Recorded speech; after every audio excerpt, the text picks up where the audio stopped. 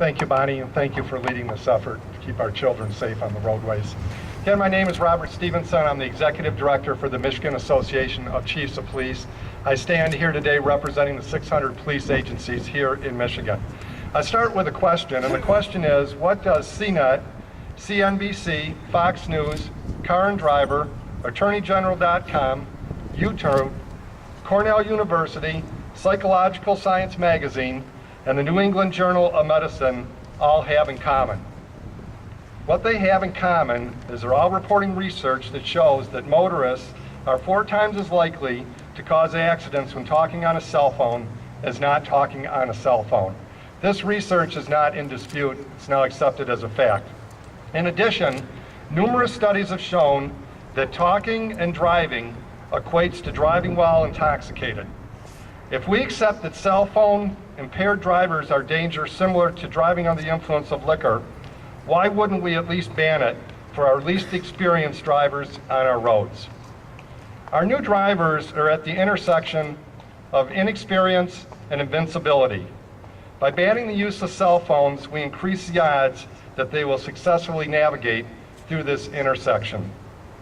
When this law has been implemented around the country, it is shown to be effective in reducing the deaths and injuries to our youngest drivers.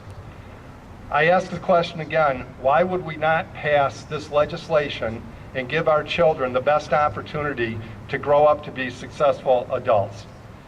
In conclusion, I'd like to say that the Michigan Association of Chiefs of Police calls upon the House to join the Senate to pass Kelsey's law and join this group that stands up here today that is so concerned about the health and safety of our children. I'll be available after this conference to answer any questions the press may have. Thank you, and thank you, Bonnie.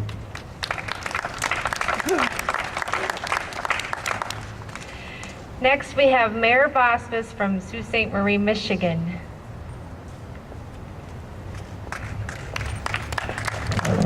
Thank you.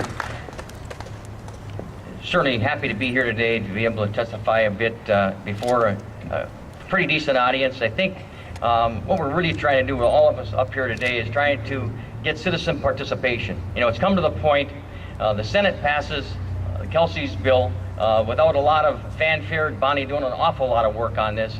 Now it's come to the point where I'm going to be a little bit pointed because it really is the Speaker of the House, Representative Bolger, who has the ability to bring it as an agenda item. He's chosen not to do that. He's chosen not to do that at this time.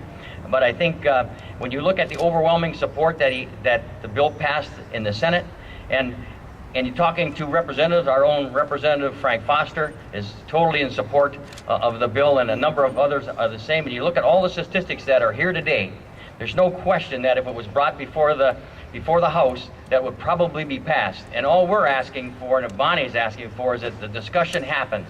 And I think it's important that the discussion happens in a free society, that one person can decide if a agenda item comes before the committee or not. And I just think Representative Bolger got to step forward and say that this is important enough that this should be at least be discussed by the legislature.